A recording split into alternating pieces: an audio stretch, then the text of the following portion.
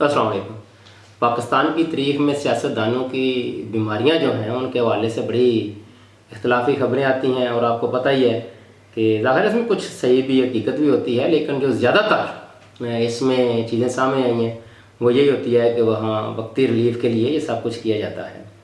मगर देखते हैं कि शायद मौजूदा दौर में, हाल में और मुस्तकबिल में शायद कोई मर्द मुजाहिद ऐसा भी हो जो सही खड़ा हो जाए और वो इन बीमारियों का कोई बहाना ना करे। एक तो है बहरहाल कैदी नंबर 804, आपको पता ही है, 2 साल तकरीबन हो गए हैं, और वो ना बीमार हुआ, ना उसके कोई प्लेटलेट्स गिरे, ना कोई ऐसी कोई और प्रॉब्लम हुई जिसकी वजह से उसको इसी दौरान अस्पताल लेके जाना पड़ा। तो ये अल्लाह का शुक्र है, इस उम्र में भी अगर इंसान सेहतमंद होता है तो जितना अल्लाह का शुक्र अदा करे वो कम है। आज की खबर है कि शाह महमूद कुरैशी साहब को आज फजर की नमाज के बाद हार्ट अटैक हुआ, तो उन्हें जेर इंतज़ामिया ने PIC में मुंतकिल कर दिया। दाखिल है वो PIC रावलपिंडी ही होगा, और उनके घर वालों को इतला कर दी। इस पस मंज़र में ज़ाहिर है ये पहली चीज़ सामने आई है कि किसी को बीमारी की वजह से अस्पताल मुंतकिल किया गया है, क्योंकि ज़ाहिर है जो भी PTI के असीरान हैं वो तकरीबन उनमें से अगर 50% मैं कह लूँ तो वो बेचारों को कुछ ना कुछ प्रॉब्लम्स हैं, लेकिन किसी को ऐसा रिलीफ नहीं मिला। तो इसलिए मैं कह रहा हूँ कि पाकिस्तान की तारीख में ये भी एक सुनहरी बाब है कि लोग इस गलत निज़ाम के सामने, इस गलत कार्रवाई के सामने खड़े हो रहे हैं, और ये अच्छी बात है। उससे ज़्यादा अगर कोई सही ज़ाहिर है उम्रें इतनी हैं इनकी, ऑलमोस्ट सारे 70+ हैं, तो कोई बीमार हो जाता है तो कोई ये अचंभे की बात नहीं, और उनको रिलीफ मिलना भी चाहिए। उनको खासकर जो तबी सहूलतें हैं वो पूरी, जो उनका इस्तेकाक बनता है वो मिलनी चाहिए, वो देनी भी चाहिए। अल्लाह करे शाह साहब सेहतमंद हों, सलामती में रहें, और उनकी कोई ज़िंदगी को खतरात लाक ना हों।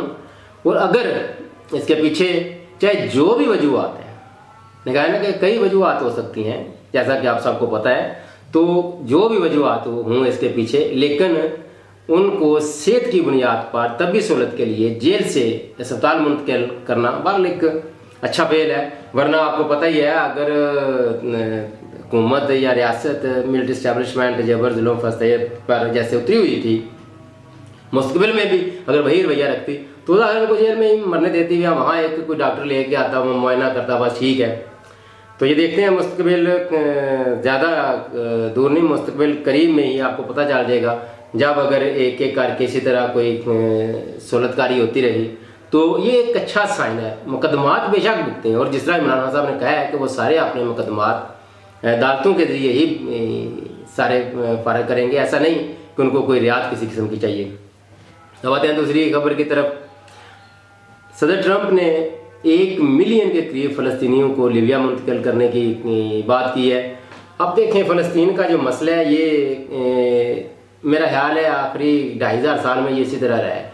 यहाँ कभी यहूदी काबिज रहे, कभी ईसाई और कभी मुसलमान, ये कभी कभार वो कोई एक आ जाता है, कभी दूसरा आ जाता है। अब मौजूदा ज़ाहिर है वो यहूदी वहाँ काबिज हैं, तो वहाँ से इससे पहले भी ये कोई पहली दफ़ा ऐसा मामला नहीं हुआ कि बड़े ही जो दूसरे मज़ाहब के लोग हैं वहाँ उनको वहाँ से अर्ज़ फ़लस्तीन से हिजरत करना पड़ी। ये सब के लिए ही मुक़द्दस सरज़मीन है, सारे मज़ाहब, यानी 3 बड़े जो मज़ाहब उनके लिए, यहूदियत, ईसाईयत और इस्लाम। तो इसका एक ही बेहतरीन हाल है कि वहाँ यरूशलेम को ये बैनुल अक़वामी कोई इस तरह की हैसियत दे दें, वहाँ सारे मज़ाहब जो 3 बड़े मज़ाहब हैं वहाँ इनको एक जैसी सहूलत दे दें। वरना ये जैसा मैंने अर्ज़ किया कि ये तो आखिरी 2500 साल तारीख उठा के देख लें, वो जिसके पास ताकत होती है वो काबिज़ होता है। ये मुस्तकिल हाल नहीं है।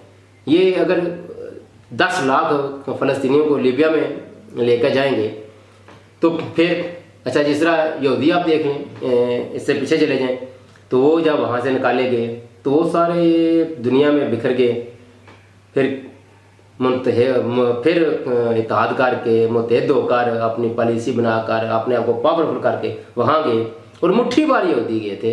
तो उन्होंने देख लें, फिर अब वहाँ इर्द गिर्द मिलियंस ऑफ मुस्लिम हैं, तो क्या उनकी जरूरत नहीं है किसी को उसके आगे खड़ा हो सके, बोल सके। तो ये कल को फिर अगर یہی جو مسلمان نکالے گئے ہیں ان کی آئندہ نسلوں میں سے کوئی بھی اسی طرح اگر پلاننگ کر لے تو پھر واپس ان پہ اسی طریقے سے جس طرح آج وہ کر رہے ہیں پھر وہ زیر تاب ہوں گے. تو یہ مستقل حل نہیں، مستقل حل اس کا 2 ریاستی حل ہی ہے، اور یہ تقریباً یورپ بھی اس پہ راضی ہے، اور کئی یورپین ممالک فلسطین کو بطور آزاد ریاست تسلیم بھی کر چکے ہیں، اور اس طرف جو پیش قدمی ہے وہ بھی کر رہے ہیں.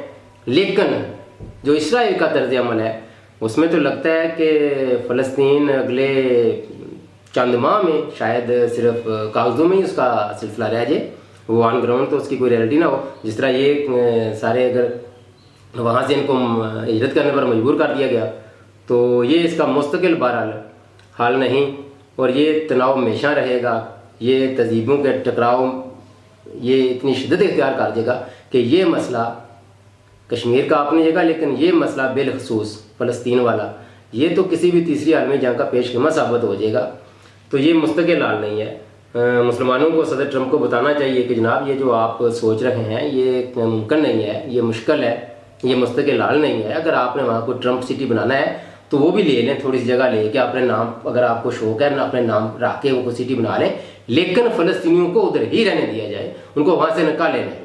ورنہ یہ ظلم جب بڑھتا ہے تو پھر ظاہر یہ نفرت میں بدلے گا، اور یہ نفرت جو ہے وہ کبھی بھی انسانوں کو اکٹھا نہیں ہونے دے گی، اور نہ ہی یہ کوئی اس کا مستقل حل تلاش کرنے میں کوئی ممد ثابت ہوگی. لہذا بہترین حل اس کا 2 ریاستی حل ہے، فلسطینیوں کو بھی ادھر رہنے دیا جائے. جس طرح پوری سرزمین میں جو فلسطینیوں کے پاس ہی تھی نا، تو یہودی جب تھوڑے سے آئے تو وہ آہستہ آہستہ قبضہ کرتے گئے، لیکن ان کے لیے ان کی آبادی کے تناسب کے لحاظ سے وہاں ایک خطہ دے دیا جائے گا. ایسا نہیں کہ غزہ کی پٹی ایک طرف اور پھر کوئی گولان کی وہ اپنا جو فلسطین کا تھوڑا سا رقبہ ایک طرف ہے، وہ درمیان میں سارا اسرائیل ہے، تو ایک ٹوٹا ایک طرف، اتنا سا ایک ٹوٹا ایک طرف، اس طرح نہیں. ایک مخصوص رقبہ فلسطینی کو دے دیا جائے، اور وہاں عالمی طاقتیں ان کی حفاظت کو یقینی بنائیں. اگر اسرائیل کو یہ لگتا ہے کہ کل کو فلسطینی ہماری سلامتی کے لیے خطرہ ہوں گے، کل کو یہ مضبوط ہو کے ہم سے لڑیں گے، تو ان کی سلامتی کے لیے کوئی انٹرنیشنل فورم ہو جو اس کی جو ضمانت وہ دے دے، تو پھر یہ کسی حل کی طرف آگے مزید مستقبل میں ایک بہتر مستقبل کے لیے یہ قدم اچھا ثابت ہوگا. ادروائز یہ لڑتے رہیں گے اور تا قیامت لڑتے رہیں گے، یہ مسئلہ حل نہیں ہوگا. اب تک اتنا ہی. اللہ حافظ.